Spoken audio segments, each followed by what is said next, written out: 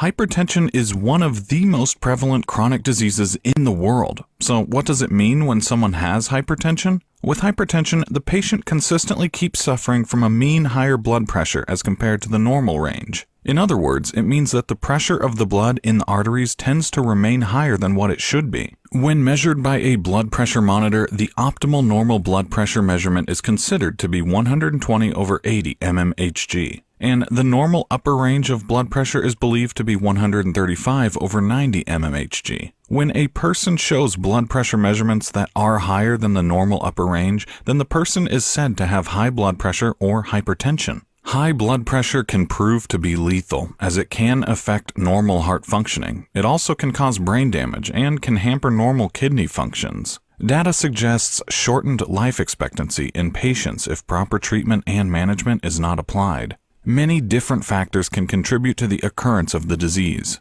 It has been noted that about 90 to 95% of the people who have hypertension suffer from primary hypertension. The word primary hypertension implies that the hypertension is of unknown origin. Still, there are some factors that have been found to contribute to the occurrence of the disease. The biggest one is obesity and weight gain. These play a major role in the development of hypertension. Obesity may account for 65 to 70% of the risk for the onset of hypertension in an individual. Sedentary lifestyles are a lifestyle devoid of physical activity, and they've been termed as a leading cause for the development of hypertension in most patients.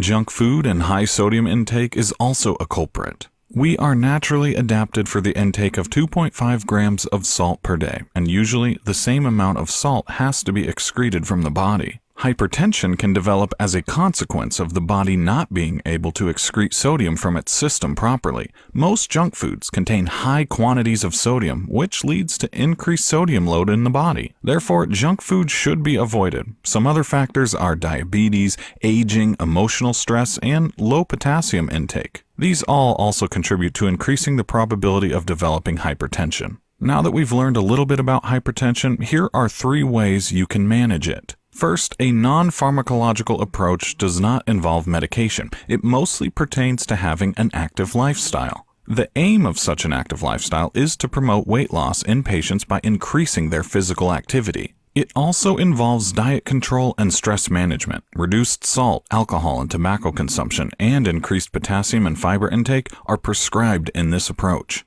The second approach is a pharmacological approach. In this one, specific drugs are used to control high blood pressure. Most patients find it hard to change their lifestyle. People get used to leading a specific way of life for so many years and prefer drugs instead of making a change in their daily routines. These drugs work by maintaining the blood pressure at normal levels so that injury to the different organs of the body can be avoided. And lastly, a combination of both pharmacological and non-pharmacological approaches can be used. This comprehensive hypertension management approach focuses on reducing the overall harmful effects of the disease by applying both lifestyle modifications and pharmacological interventions.